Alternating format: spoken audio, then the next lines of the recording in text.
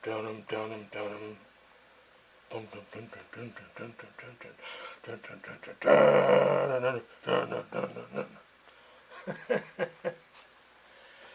Hey, Springfield. This is Springfield Johnny, another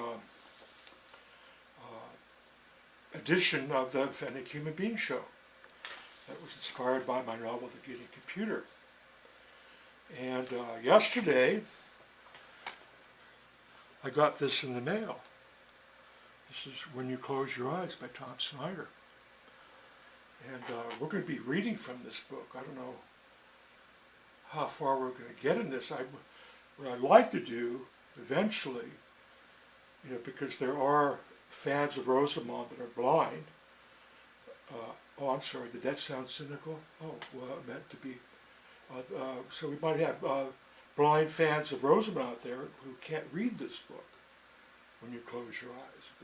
They want to know what there is to know about Rosamond. A lot of them want to know what happened to, her children, my nieces, Drew and Shannon. They wanted a happy little story, Hi, my name is Little Red Riding Hood, and I'm on my way to my grandma's house.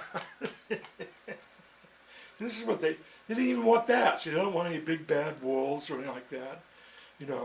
Christine's artwork it's innocuous. It's very highly commercial, sold everywhere in the world in the 70s. And, she was never a recognized artist, by critics.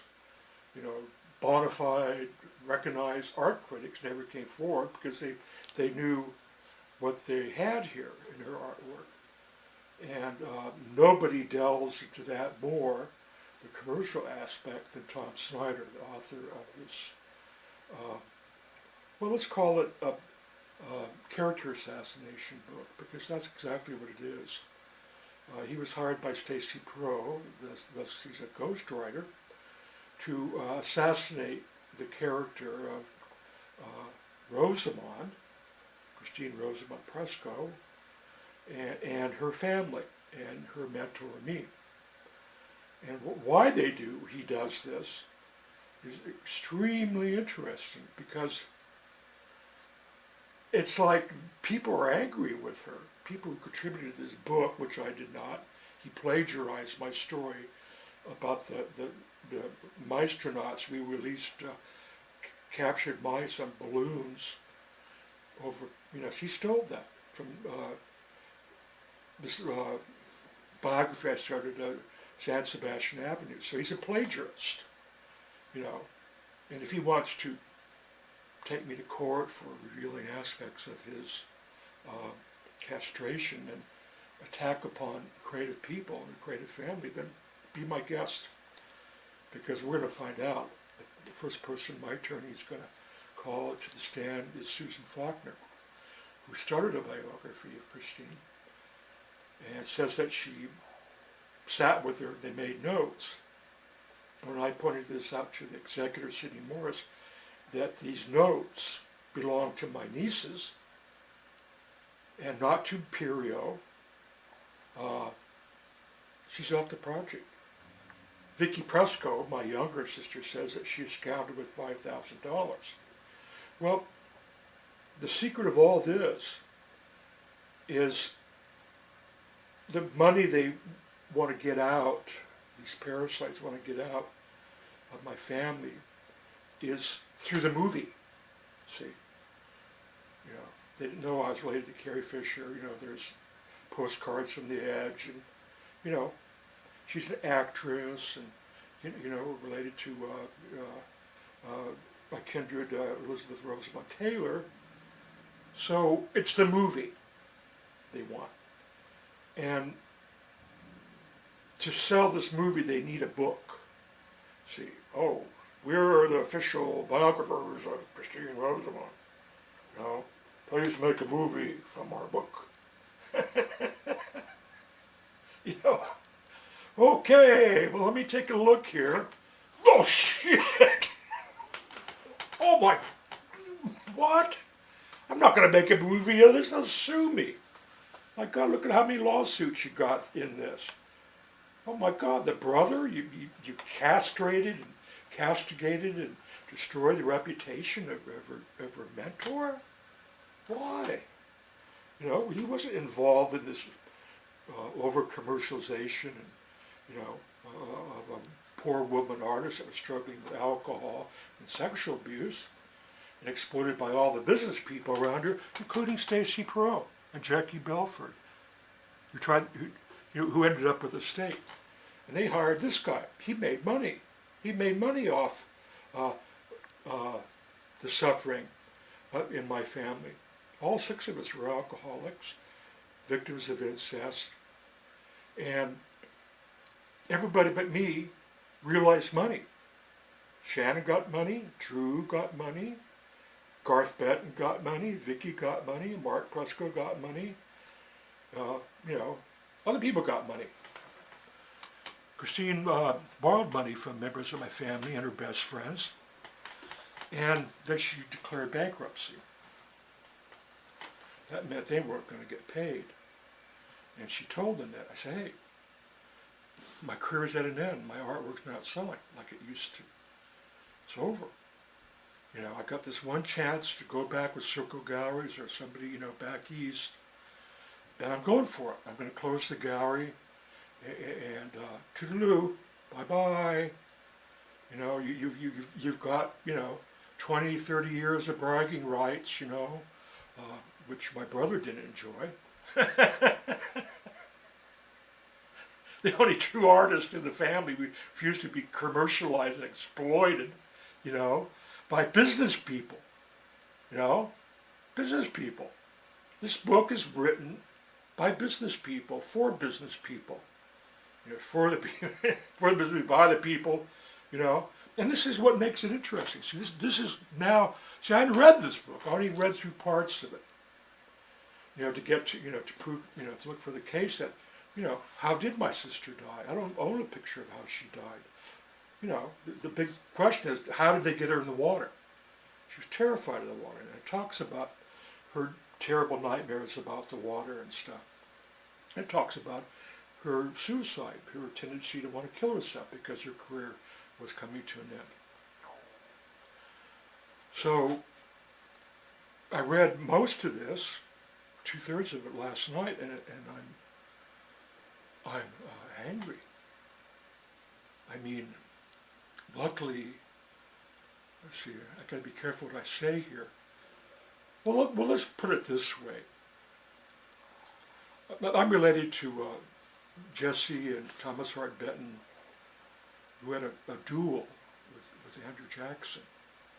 And Jesse Benton shot Andrew Jackson, almost bled out on a mattress. So when people are insulted and their characters assassinated, like mine is, and like my mother's is, and like Christine's is, you know, they tend to want to get even, you know. They want to duel. See, so that's going to be taken as a threat. Well, fuck you. Vicki already told me that executor Sidney Morris was going through my letters looking for death threats. You know, totally, you know, knowing what was in this. He's the one that condoned the writing of this book and the making of a movie for the sole purpose of regenerating interest in Rosamond's work. That's what it says in legal documents that I have.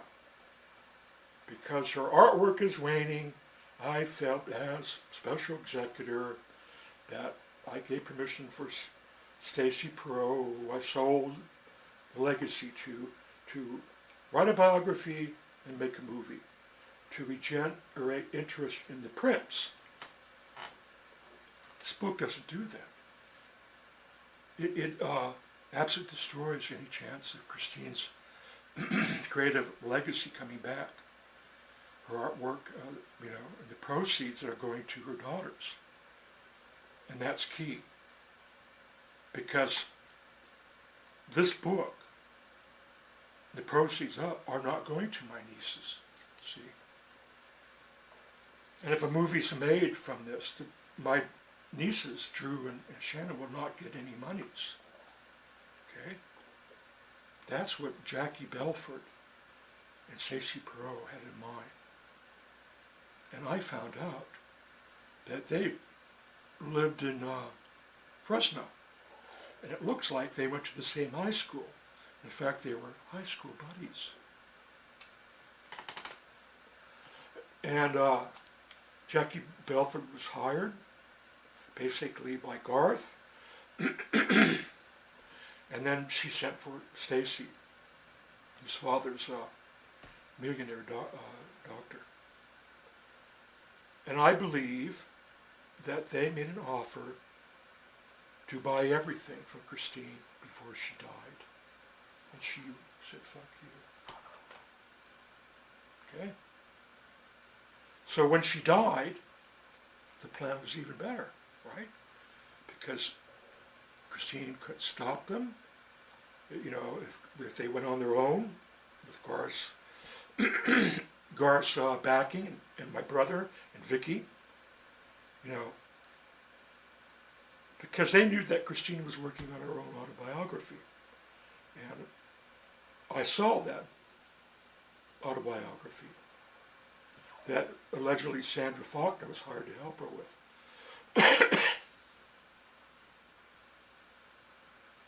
So it's the movie that they wanted. That was going to be where their big bucks were.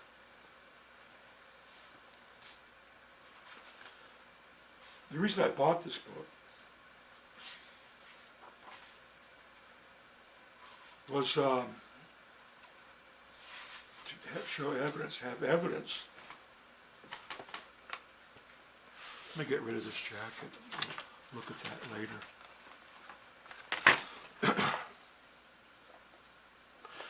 Of what my mother said.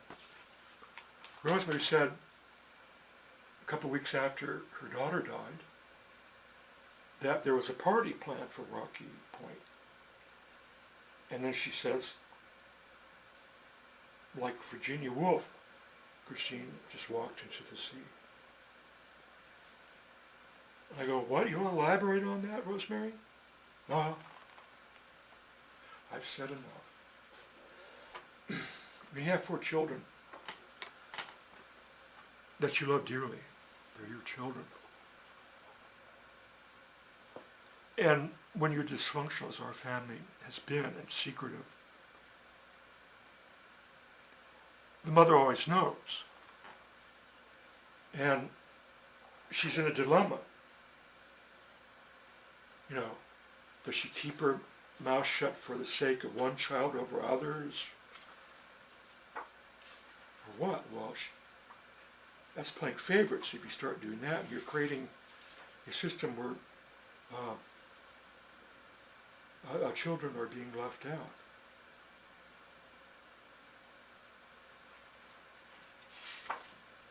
So she drops clues. This is what Rosemary was good at.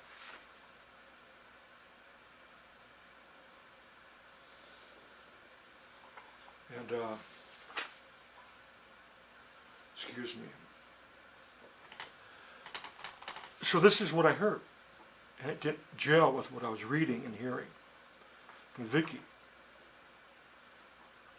They keep mentioning it was Christine's sober birthday, almost to the day, when she drowned. Well, her funeral fell on her sober birthday. And I found this out from 3 members of Christine's AA group at the gallery reception. So,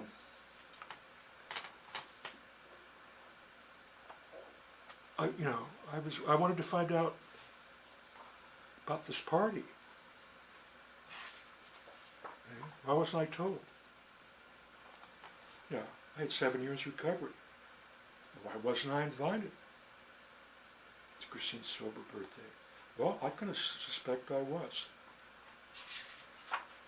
They talk about Christine working on her 4th step and making amends, and she wanted to make amends with me. So your sober birthday is the most important thing that happens to you in recovery. And there's testimony from her sponsor in here that's just outrageous. So here it is. 2 weeks after Art Expo in March of 1994, Stacy recalls, I went home to see my family. I planned to be back in Carmel on the 26th for a beach party, and Christine was to be there as well. Instead, when I walked into the gallery at 2 on Saturday afternoon, Jackie told me that Chris had drowned that morning in Big Sur. I'll never forget the look on Jackie's face. Christine meant the world to us. Now, what the hell could we do to save what she created? We weren't family, so it was a terrible predicament. We both felt so protective of her art and had just started the job of rebuilding the business in the way she wanted. Yet we had no legal standing and couldn't make decisions without Christine, even though we were the only two who knew how the business operated and what she had planned. All we could do was step back and let matters proceed as they will. What a fucking liar. What a fucking liar. What a fucking parasite cunt. Absolutely one of the most vicious, evil things that has ever been written around any artist group or any art history. Because at the funeral, where there was a reception at the gallery, and I was sitting there with my mother, and here comes Stacy Perot with her blue little twinkly eyes, walking towards us. And then she gets down on one knee before my mother, takes her hand, and looks up and says, "Don't let the dream die."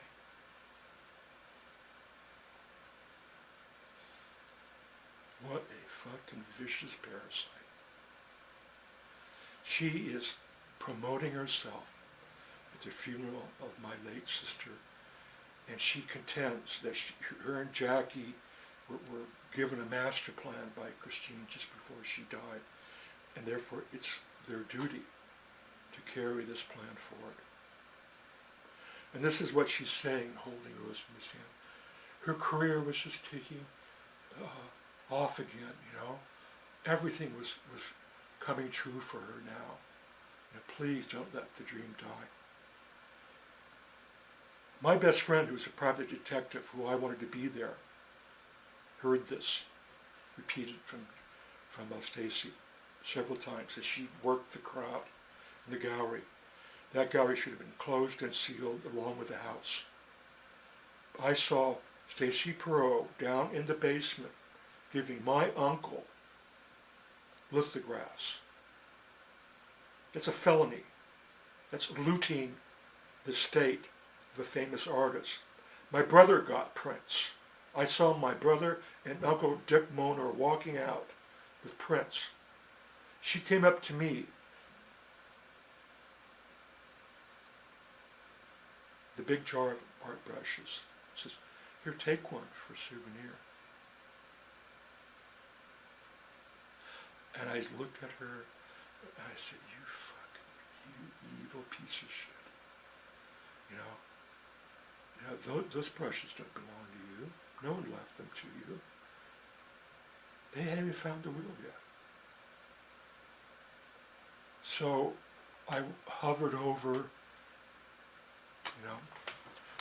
and it was very much a vase like this. There's no personal item more precious to an artist than this. It's a beautiful vase. And I hovered over and I picked the biggest one.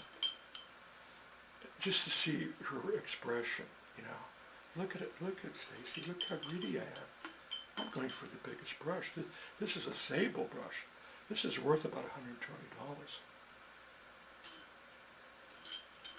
Thank you, Stacy. Keep coming back. It works. So then I have my brush and I'm walking around, hearing the litany, don't let the dream die. And I spot Raphael. I come up to her. I say, Raphael, let me paint you. I've always wanted to paint you. Well, actually, I've always wanted to fuck her. There's something I didn't realize till recently, So she said, I said, close your eyes. And I took this big, expensive sable brush and I ran it over her forehead and down her nose, along her lips, under her cheekbones, along her chin. And she was in heaven. She's always wanted to fuck me. Christine wouldn't let us get near each other. In fact, she was spending the night over at Christine's when we supposedly looted the house. And Pip was spending the night, as was Cindy Blake. And I believe Karen was somewhere. My brother kept coming in and out. I believe Raphael, Pip, Cindy spent the night Friday night because Rocky Point's isolated. And if the party's going to be on Saturday, you can't make that drive up from Los Angeles where they all lived. I'd get ready for the party. There was a lot of luggage. They were just coming up for the funeral. Everybody had a lot of luggage. So this was going to be a weekend celebration of Christian sobriety. A party, like Rosemary said, and a party like Stacy Pearl said. If you were to write a murder mystery, we've all seen them, where the people are invited to the great estate on the cliff overlooking the sea, and the guests arrive, and the butler takes their luggage and shows them to their room. My God, this is the quintessential murder mystery. All of a sudden, the host ends up in the ocean, and it goes, well, you don't hear from them. There's no testimony from them. They all scattered. Cooling Seamus Dundon, Vicky's son.